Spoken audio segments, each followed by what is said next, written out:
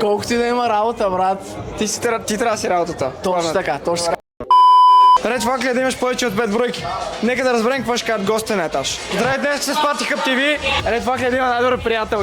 Ред флаг е, да. Защото не трябва да има приятел, разбираш, някакъв най-добър приятел. Гигантски ред флаг, брат. Няма как да стане, брат. Ред факт ли е в момиче да си пише с много момчета? Е тотален ред флаг, няма как да стане иначе. Ред факт ли е да висима през 2 часа? Брат, ред флаг е смисъл, трябва веднага да ми видиш съобщенията. Да, ред флаг е, брат.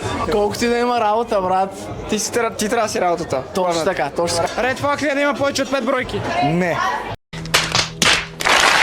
Значи ако е 15-20 плюс, ред флаг, брат. Зависи на колко години, ако е над 30 не, ама ако е на 18-19 със сигурност. Не, защото на всеки се случва. А ред факт ли е да е меркантилна? Е, тук не мога да отговоря 60 на 40% не, според мен не. Ти си имаш пари.